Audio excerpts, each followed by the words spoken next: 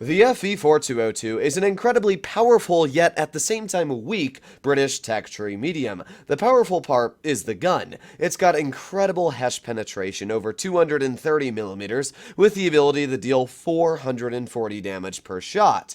But it also has an incredibly weak turret, meaning that while you can get these really nasty shells out, you don't have premium shells and you also don't have the ability to really hide your weak spots. Well, maybe until update 9.1, because it might just change how this vehicle plays. Now, first of all, the APCR shell on this vehicle will be replaced with AP, but that's not a huge change as almost every tier 10 medium, in fact, I think every tier 10 medium is getting that change. But that will be great because the FE4202 already has some of the highest penetration for standard ammo in the game, so it's going to be great for a medium to have even more with shell normalization added on.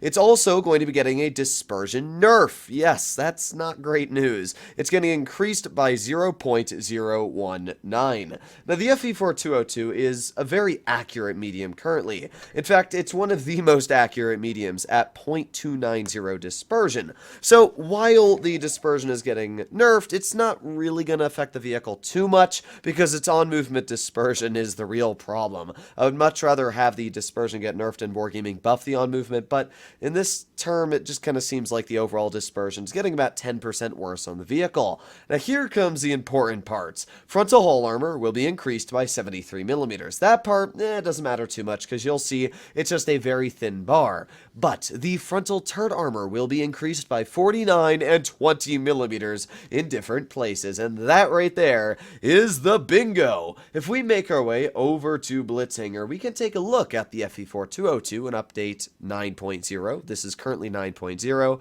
and then also compare it to 9.1. The upper plate of the 4202, as we know, is incredibly troll. It's over 300 millimeters thick. If you just slightly angle it, 320. So the FE4202 has a very solid upper plate that will bounce a lot of shells. The turret is the real problem. The roof is pretty good at around 300 millimeters thick, but that's the only spot. The edges are only around 199 millimeters thick, and the entire lower half of the vehicle is only sitting at around 240, which means that every tier 10 can penetrate it with standard ammo. That's a pretty big weak spot. However, if we take a look at the FE4202 and update 9.1, we can see there's quite a bit more red. First of all, we'll take a look at the frontal plate, and you'll notice this bar here, for some reason, became 270 thick. I don't really know why Wargaming made the tank at that bar, but maybe occasionally 1 out of a 100 shell you receive will bounce off of that bar, and it wouldn't have previously, but let's be real, it's really not much of a difference. Now, the upper plate is getting about 10 millimeters thicker, but again, not really going to make much of a difference overall. Unless you're angling it like here, you can get it up to 340, but it's really the turret that is the important part that we're going to talk about in today's video. First of all, the roof is still over 300 millimeters thick, meaning that any standard ammo won't penetrate the roof. But if we also take a look at these angled bits here, they are upwards of 230 to over, I would say, 250 if we take a look at the farther edges. This edge here is 240 to 420, and the weakest part is now 245 millimeters thick. That is quite impressive. What that means is that if you're running the FE4202 hull down, the turret is going to become quite a hard target. You can see hull down here, these are upwards of 280 millimeter plates, and if you're running enhanced armor on this vehicle, it might actually be a worthy hull down opponent. Now, heat shells will still most likely butter through the tank, as the lower part of the turret's still only around 250 thick, so if you want to deal with an FE4202 next update, it's not going to be too hard. You just gotta load heat shells. But the fact that the 4202 is gaining such a strong turret from any real standard ammunition definitely going to make it a worthy adversary out there on the battlefield, especially when you add in the fact that it's getting AP ammunition, which is going to mean that its already great standard pen is getting even better. It's still got the HESH gun, and it's really not losing any DPM. So this battle here, as you noticed by my battle logs, I only played one battle in the tank today.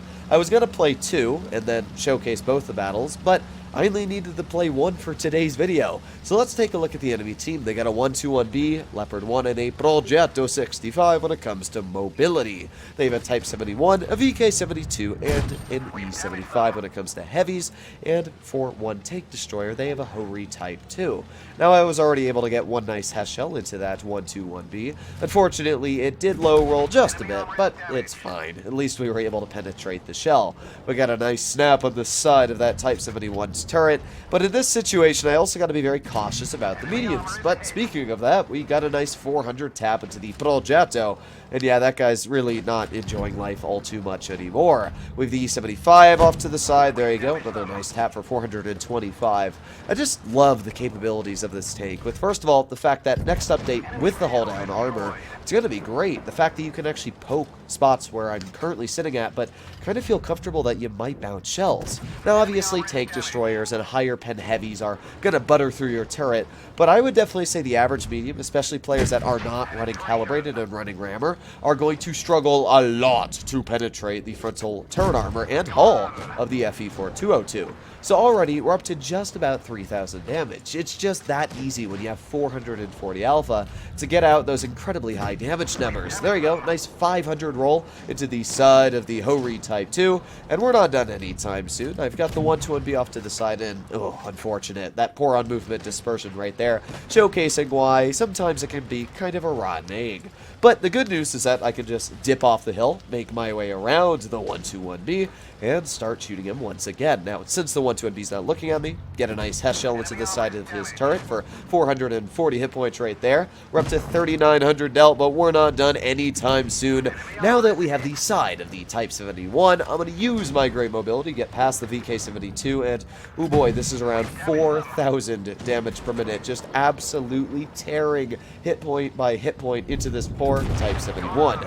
There you go, nice shell into his vehicle, and we're up to 5,000 damage dealt now. All that's left is a VK7201K. We get a nice Hess shell into the side of his vehicle, and yeah, there you go, ladies and gentlemen. What a ridiculous battle for the 4202, just to showcase why it is such an insane take to farm. And if you'll notice, just in that battle alone, 3 of the penetrating shells on my vehicle were in the turret. So, if this tank had the capability next update to bounce those shells, it would definitely make it such a better vehicle. So I'm excited for the new 4202. I've always said that it's a really hard tank to balance, because if you give it turret armor, enough turret armor like an STB1, the tank just becomes broken, because then you can sit hull down in front of your opponents, hit them for 440 alpha, and, I mean, feel quite comfortable bouncing shells. So I think Wargaming is doing a decent job here in making the tank a little less accurate, but a bit stronger on its overall frontline capabilities, especially against other hull down mediums.